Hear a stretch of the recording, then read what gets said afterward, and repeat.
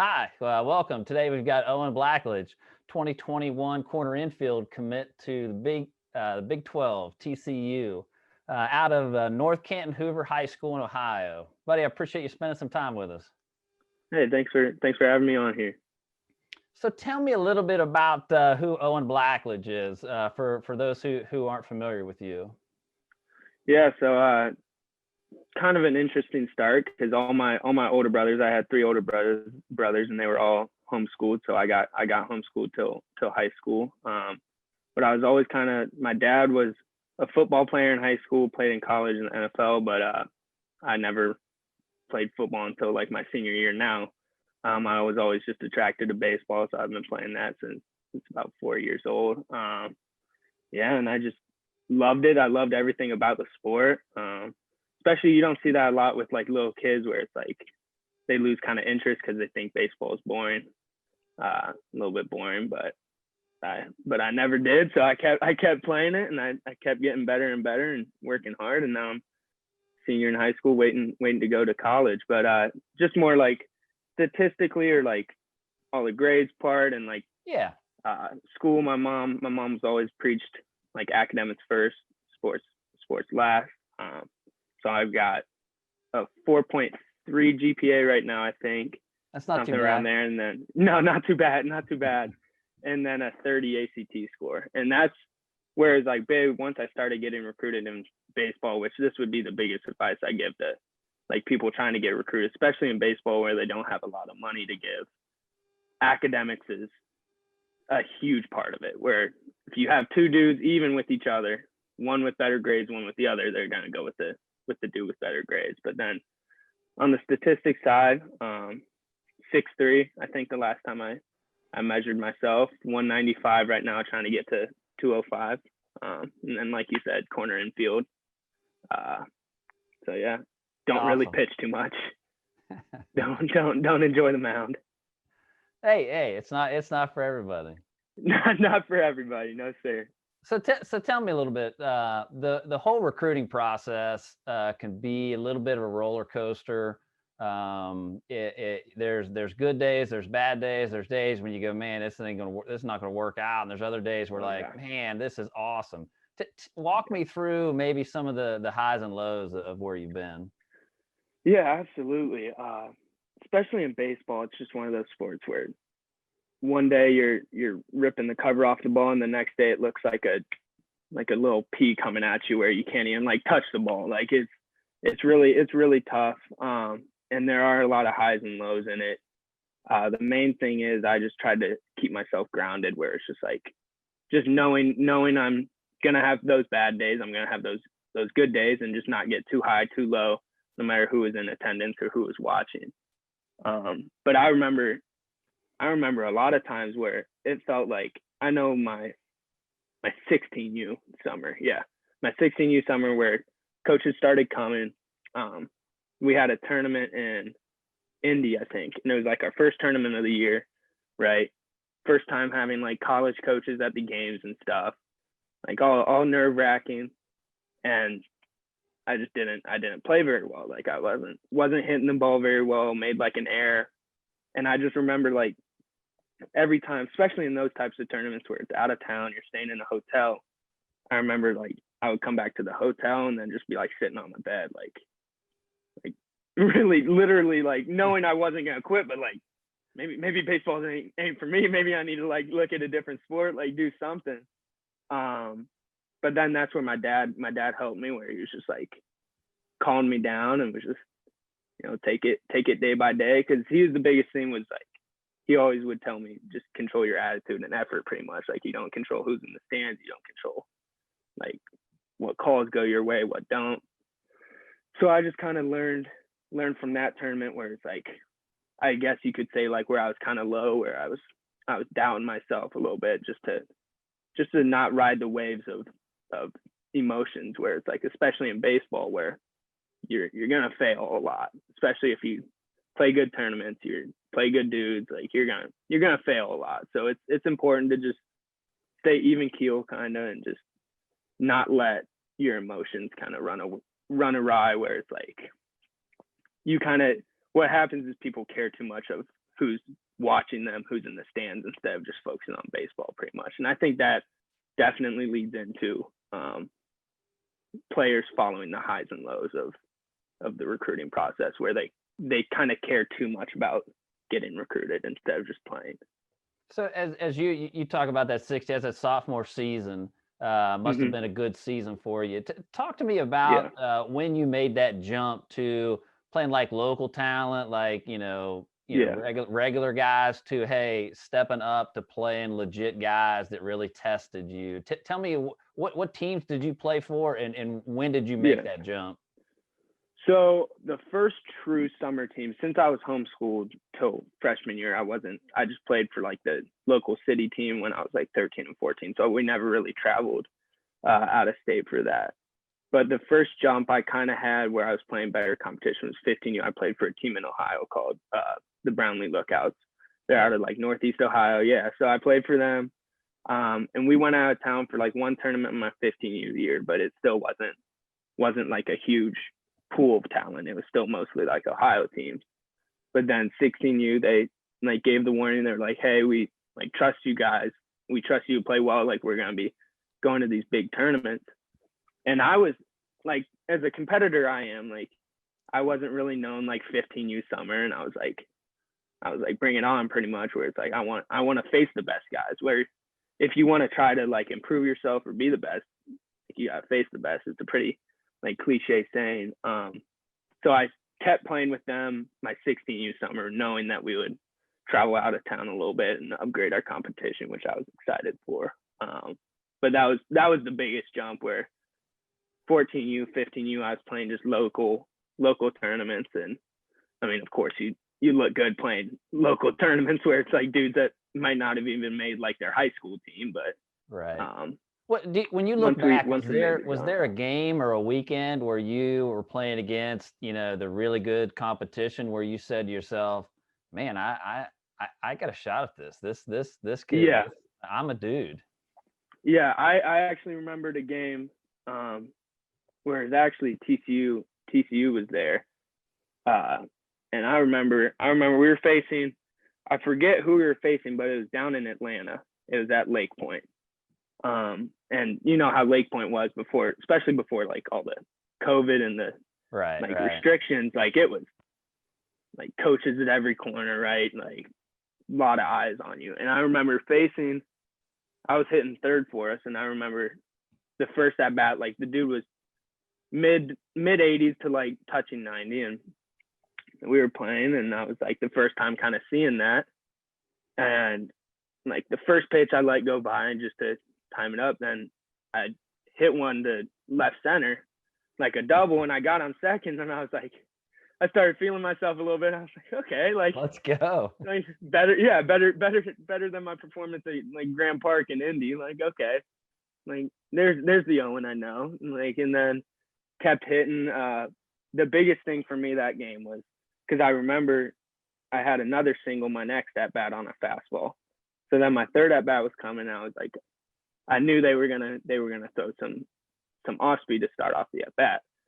So I was just talking to myself on deck, getting loaded up, and I was like, all right, if he throws like first pitch curveball, go ahead and take a hack at it. Like, let's sit on first pitch curveball, and then fastball comes, we can just let it go. He threw first pitch curveball, and I hit that one too. And then I was getting on first, and then I was really feeling good. Then I was like, all right, like I think I won't quit baseball just yet.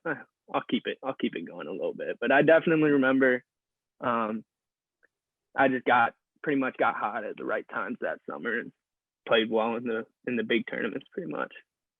So from a corner infielder standpoint, what are some of the measurables that because you committed about a year ago, right? Like right after that sophomore summer, the beginning of junior year? Yes, sir. Yeah. Yes, so sir. What from a measurable standpoint, what were the measurables that coaches were looking at that they were interested in?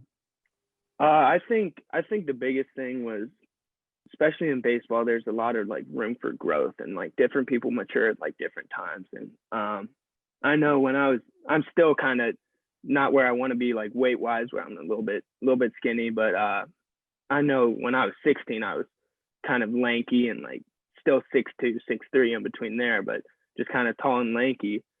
But the difference is what college coaches see in that is like height, and then they imagine you filled out pretty much, where it's like give me a start year getting of some college. powers on it. Exactly. Like give me a year with my strength coach or whatever, and like we'll get you on the right path. So I would definitely say like baseball is one of those sports where you can be any height to thrive at it and be very good at it, but like to hit for power, being taller or being like bigger is definitely a help. So they liked my height, just knowing that I could fill out a little bit. So the bigger, or go ahead. I was just gonna say, then I could just being especially a corner infield, when you can run a little bit. Like I'm not gonna like blaze anyone or like beat anyone in a race, but like I'm not like slow on the bases. Being a good base runner, especially in the corner infield, it gives you more room to maybe if they want to put you in the outfield or something, or change up the position a little bit where they can switch you up a little bit when you have that speed. It makes you a little bit more versatile. When you look back at that summer and that fall where before you committed, what were maybe 2 or 3 things that you did that you think were really instrumental in that process? Maybe it's a phone call to a coach or an email, or it was an event or something like that. What were some of the things you did that you felt really helped lead to that? One of the biggest things is I got to work with one of the ESPN analysts named Chris Burke, who talks about or is a announcer for college baseball and I think some of the MLB right now. But I went down to where he lives and I worked with him a couple of days, and just getting his perspective on things and perspective on like how I was looking, how my swing was looking. He knew I was kind of advanced in my like being able to know my swing, so he was able to go a little bit more in depth with my swing.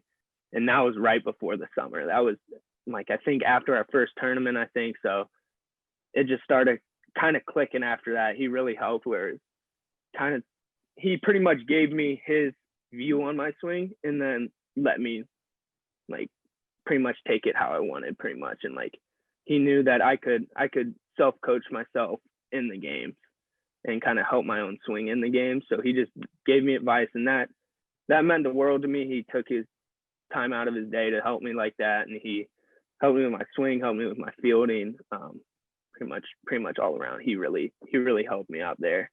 And then another thing is just getting like that first like college interest, where it's like it's kind of a surreal moment where I know that summer when I was 16, the college coaches couldn't call you. They had to like tell my coach, like have Owen call me at 6 o'clock or whatever.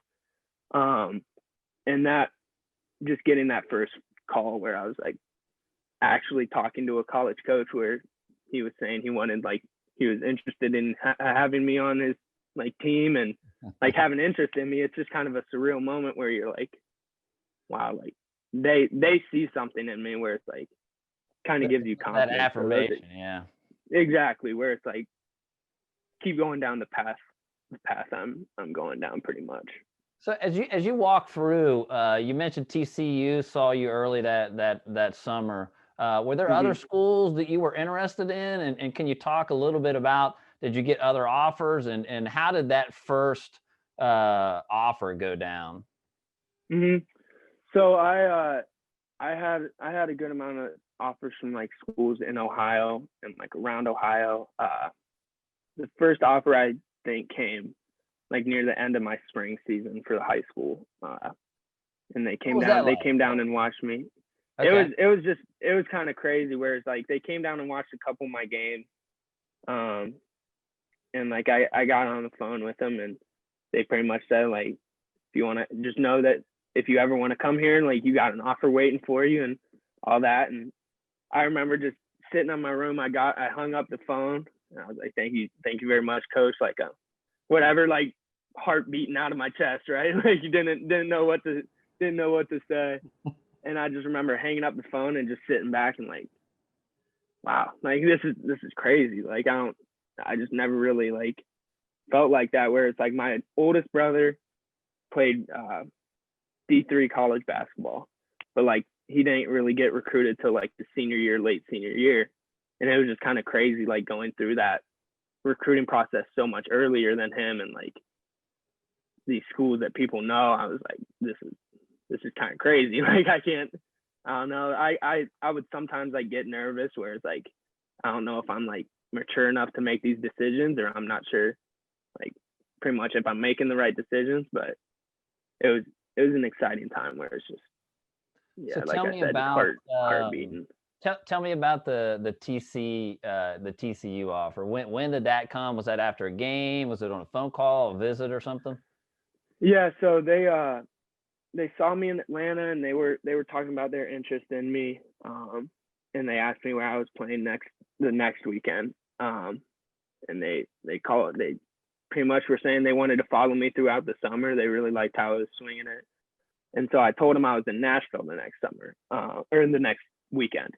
So we went down to Nashville, and then I kept hitting well that tournament, and I remember exactly where like I had the phone call, because I had a couple before it, and like I knew him pretty well. I knew the coach I was talking to pretty well, and I remember it was like he told me to call him, I think at 7:00, and we had just gotten back to the hotel. I think we were out eating like right after our game, and I remember I kept telling my dad, I was like, Dad, we need to leave. Like it was like 6:30. We were barely like just started eating. I was like, Dad, we need to leave. Like I need to call this coach. He was like, don't worry, we'll be good. And I remember we got back to the hotel just at like 6:55, right? And I was hustling in, and then of course, like I never would want to be late to call in the coach, right? That's just not a good look. So I remember I was like, all right, I gotta do something. So I just sat down in the stairwell, and I was like, looked at my phone. It said 7:00. I was like, all right, I'm calling him in the stairwell. I'm calling him, and that was when he said they would want to offer me. And they didn't really say any numbers there. He said they wanted to have me in on like a visit, and I took my official visit before I like committed, just because I didn't really want to just go down there and not really get like a full effect of the college before committing. So I took my official visit, but I just remember in the stairwell just talking to the coach. There's a family that walked by me and like staring at me crazy. I'm like, don't worry, like don't. My life's changing. Just keep going. yeah, my life's changing right now. Like, just don't bother me, please. I like scooched over a little bit on the stairs and everything, gave him some room, but yeah. So they like pretty much officially offered or said they wanted to offer me on that phone call, but then they started talking like real numbers when we went down on the visit. And then I remember when I committed, I remember it. Like, of course I remember it well, but we were at the coaches' houses, and I know me and my mom were talking to him because my dad like commentates college football for ESPN. So he was at his game right then, and the game was on the TV, and it was almost halftime, and like my dad was commentating, and like my mom asked the coaches like, all right, we've heard like what like you've all had to say, like what would you like want from me and Owen? And the coach was like, well, the biggest thing I want is Owen to get up and call his dad at halftime and tell him he's committing to TCU. And I remember I stood up and I said, sounds good, coach. And I walked out. It was perfect halftime. Called my dad and I said, Dad, I'm going to TCU. And he was super excited for me. He picked up at halftime and called me. And yeah, it was like I said before, like on my first offer, but that was an even more surreal moment where it's just kind of, had that goal of, I mean, I'm not there yet, but being committed, I've had that goal. I've had that goal of having a chance at playing baseball at the next level, and just to have that dream like accomplished pretty much is definitely a special moment. So when you look back at the process, were there some things, mistakes you made, or some things you think maybe I wasted money that weekend, or boy, that really was no value, or just maybe a mistake or two? Yeah, that absolutely. other people can avoid? Yeah, yeah, absolutely. And I'd say the biggest one that is dangerous for a lot of kids now is going to these showcases, going to these big tournaments when they're not ready, like skill wise, or they're not ready, like physically wise. Where it's like going to a showcase, wasting your money like that when you're not ready for that is just a big waste of money. And then it just makes you look worse than you actually are, pretty much, where it's like you're not ready for that.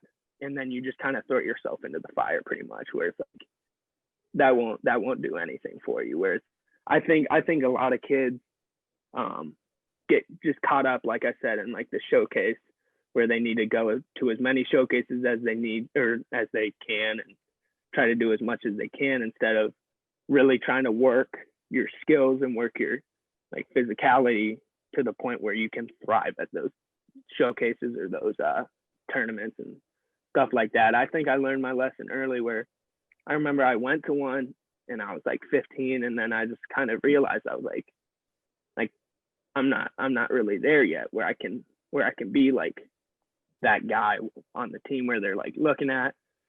And I didn't, it's the biggest thing too is like not to get discouraged with that, where it's like don't get discouraged, just work harder pretty much and just know what you need to work on. Where for me it was getting in the weight room, getting stronger, getting my bat speed up, getting my arms stronger. Like it was just kind of working on what I needed to work on and then going back to those big tournaments when I was actually ready. That was probably the biggest lesson pretty much I would learn and then pass on to like people younger than me.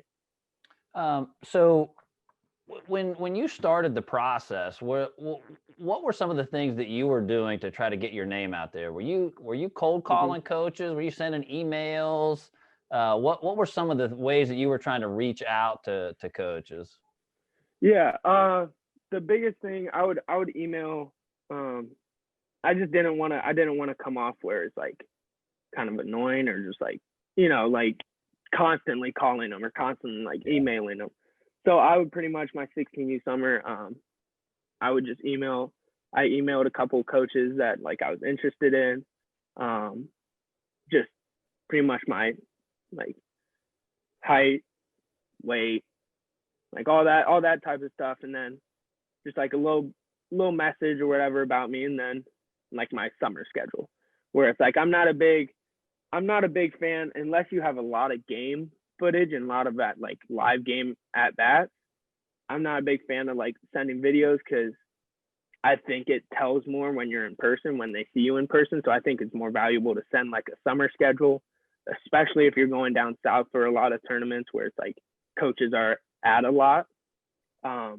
They'll be more inclined to come watch you pretty much, where it's just like you're not kind of coming off as pushy and like, oh, watch me, like watch this video of me, or like what do you think of this video. It's pretty much just like, hey, can you like, if you have time, like here's my summer schedule if you would want to come to like any of the games. Like I would pretty much like love for you to come to the games, because I'm a big proponent of like if you can play, man, especially in social media days that we're in, and especially in these big tournaments, like if you can play, they'll find you. Like these coaches will find you out.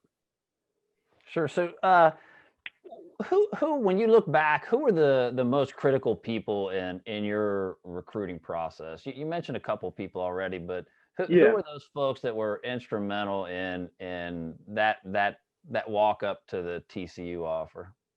Yeah. So definitely, I would say definitely my dad was a main one, just because he'd been through the recruiting process with himself. He's been through it with my older brother, so he would have a lot of advice for me. And he would always travel with me for the baseball tournament, so he'd always keep me kind of grounded pretty much. And he wouldn't let me, like I said earlier, like ride that roller coaster of having a bad game, having a good game. He would just kind of always keep me level. But he started to realize that that's about all the advice he could give, because like he played baseball in high school. He was a good baseball player, but like I would have a bad game, and he would ask like what went wrong there, like what did you do, and I'd go super in depth with my swing. I'd be studying my video, and he'd be like, Yeah. Okay. I mean, I thought you just like swung and rolled over, but all right, like you can go in depth with it. And I was like, yeah, I know my swing. Like, so he would just be like, all right, get it next time. And he would kind of always be that like positive mental attitude and like the back of my head where he would always keep me going on those tournaments, even if I was having a bad game. But I would say also my high school coach definitely helped. He was a pitcher at Kent State and he's now our head coach, but he just gave me a lot of advice with the recruiting and advice with like talking to college coaches, and then just great advice for playing baseball in general, where it's just gave me little tips to just have my quit having tail on my throw, pretty much knowing the mind of the pitcher and like what he's wanting to do to try to attack you after maybe you hit a double the first time. Like what is he going to do to pretty much attack you the next time, since he was a pitcher. He definitely helped with advancing my mental approach to the game. And then my final two, I would say, would just be my two summer coaches who I played with 16 and 17U 17U year, where they just helped me get my name out pretty much, and helped like talk me up pretty much to coaches that would call and ask about me. They definitely helped. I would say a dude in Northeast Ohio who's looking for a good summer schedule, good baseball program, where the Brownlee Lookouts are a good program where they get you exposed. Yeah. If you play well, like they'll get you exposed pretty much. Cool. So talk to me a little bit about the communication part of it. When you were talking with coaches, was it mostly email to start, then phone calls and text? How did it normally work, and how often? Yeah, so when I started like on the summer schedule, I know a couple of coaches that worked by a little bit of email, but it is also complicated when I think it's September 7th of your junior year, or September 1st of your junior year, where they can start texting you. Right. Weird. So like a lot of times it worked where it felt super weird, but they would tell the coaches to be like, all right, have Owen like text me a time that like you would want to call me tomorrow. So I'd have these conversations with coaches in my text messages where it's just like, I'll call you at like 6.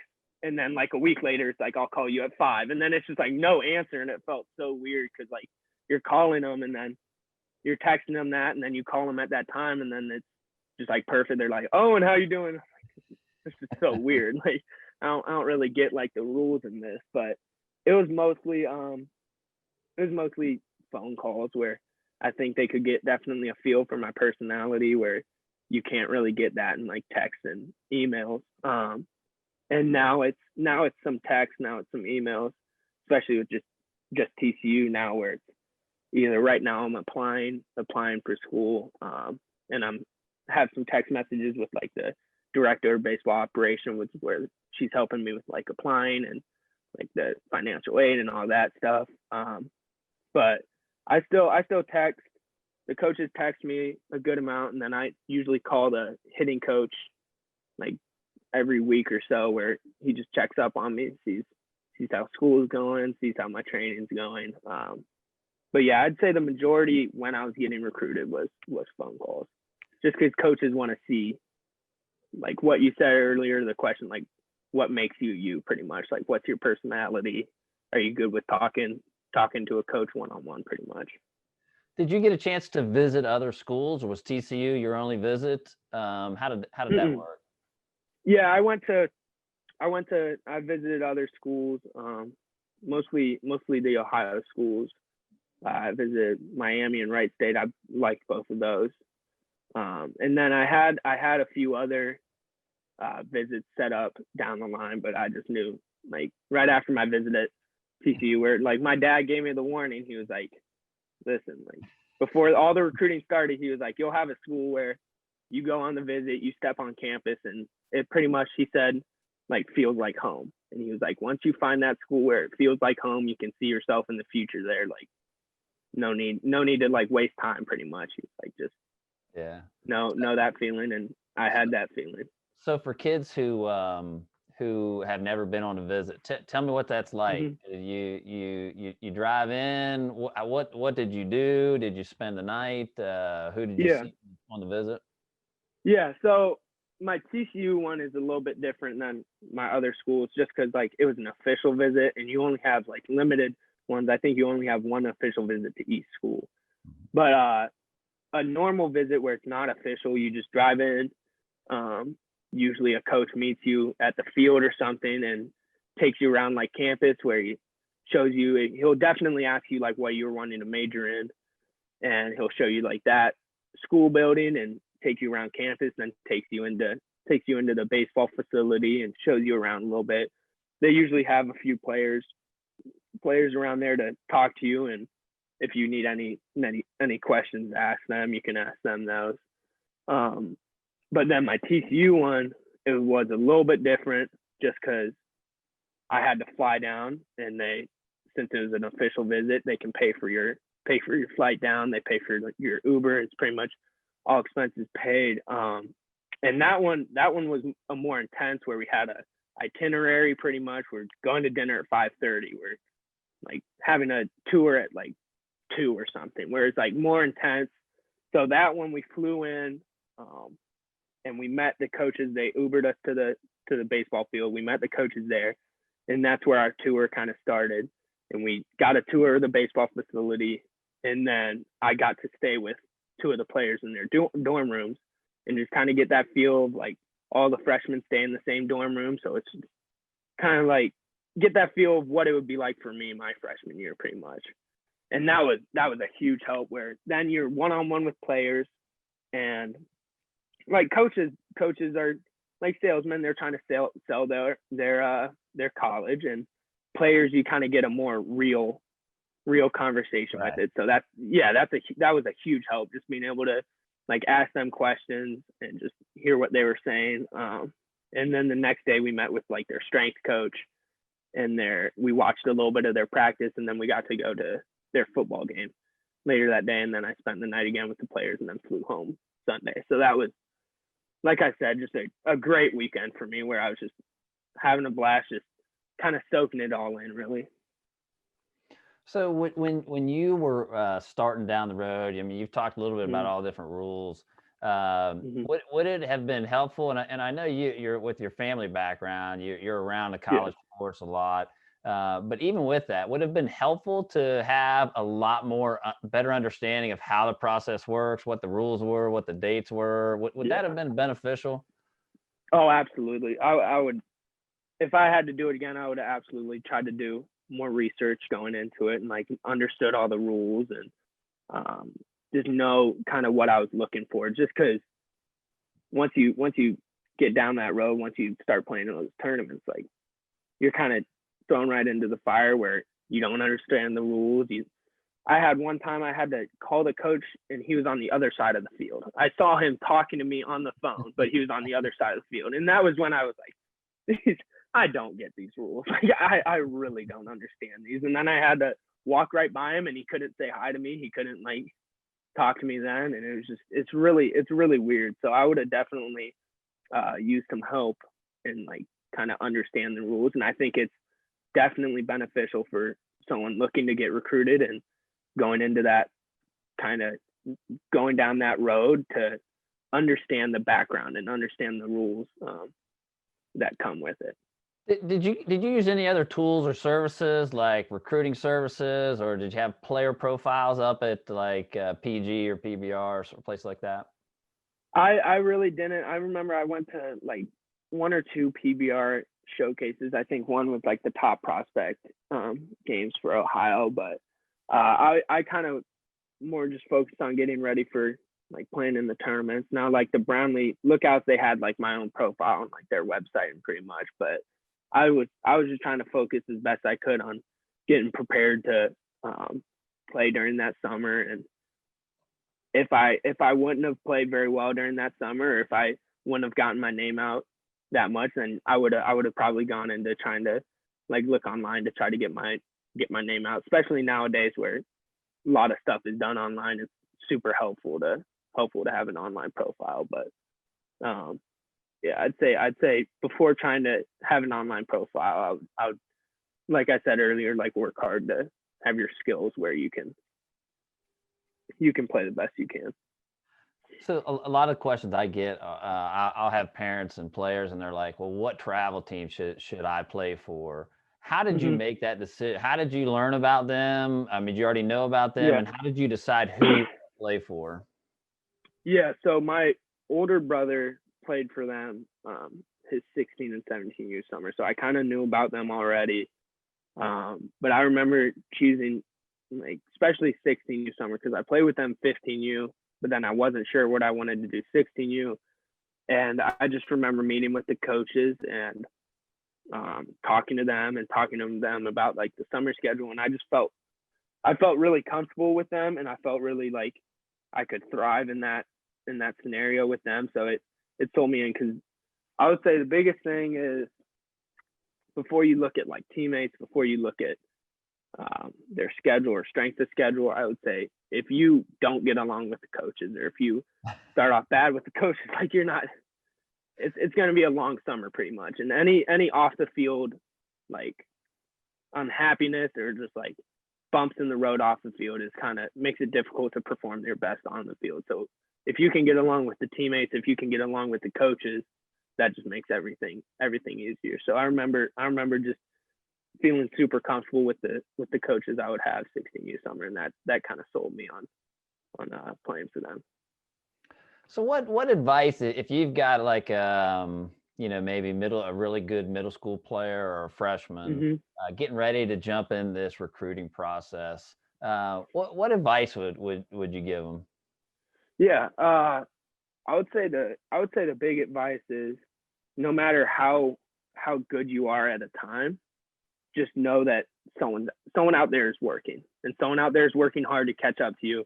And especially in middle school, where it's like 13, 14U ball, the dudes that are kind of like more mature than the others kind of thrive, and they throw harder, they hit farther. And I would say the biggest thing is just keep your head down and just keep working. If you're one of the dudes that hasn't really matured yet, or hasn't really like hit their stride yet, don't look around, don't look at other people, just focus on you working as hard as you can.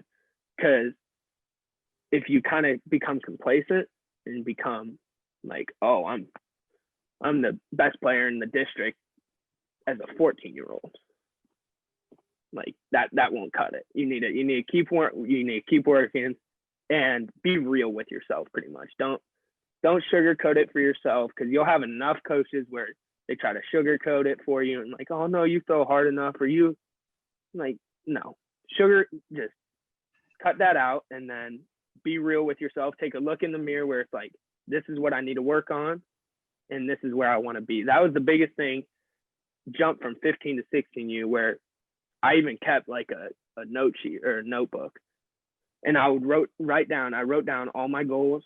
And I was like, all right, I want to be like throwing blah, blah, blah harder. This is how I'm going to do it, pretty much. And I would write that. And I remember I would just look at that every day and just know that I wanted to achieve that. Whereas like, I need to get there, pretty much. And the only way you can get there is hard work. Because the biggest thing is, if you don't, my big thing is writing down like your goals. Yeah, that's mature, man. Yeah. So along the way, a lot of times there's you get into different situations. Do you have any recruiting stories you'd like to share? Maybe a funny story or something silly that might have happened along the way? Yeah. This one is why I laugh about pitching every time, which I must say I've gotten better over time, but don't ask me to throw an off speed or anything. It's all fastballs. I might as well be signaling the pitch. But there was one game where one school was coming for me, and they were watching, and I remember my coach was like, all right, Owen, like if our starter gets in trouble, you're coming in relief. And I remember looking, I was like, nah, like I was like, please no. And we were out of pitching, so I was like, oh Lord. So I remember warming up in the bullpen, and I was like, this is gonna be a long day. Like let's focus on hitting. And I didn't pitch too bad, but it wasn't dominant stuff. It was getting ground ball outs and like pop ups, but they were hitting me around a little bit. And I called the coach that was there later in the day, and he had been to a couple of games already. And he answered the phone. He was like, "Yeah, Owen, like I've seen you hit a couple of games, and I've seen you play the field." And he was like, "I'm really liking that, but I learned something today." I was like, "What's that?" And he goes, "We're not recruiting you for pitching." And I was like, that's A-okay with me, coach. No worries. I'll stick to hitting. Like you don't need to tell me that twice. Oh, I man. remember laughing about that. I was like, he just said, "Yeah, we're not recruiting you for a pitching." What do you play in football? What position? Wide receiver. Wide receiver. Okay. Yes, sir. So Now, does the coaches say, "Hey, don't stay wide, don't come across the middle"? That's actually have? funny too. I told him I was like, "Yeah, I'm playing," because they like two sport athletes. They like having athleticism in different sports. So he was just kind of joking. I called the hitting coach and I was like, "Yeah, like I'm playing football this year." And he goes, "Oh, that's great." He was like, "So you're the holder?" And I was like, "No, I'm not the holder." And he was like, "Oh, so punting and kicking?" And I was like, "No." I was like, "No, I'm a wide receiver." He's like, "All right, just be safe. Don't take any unnecessary hits." I was like, I got you, coach. Don't worry. But they're cool with it right now. So. Well, listen, man, I appreciate taking some time today to talk to us.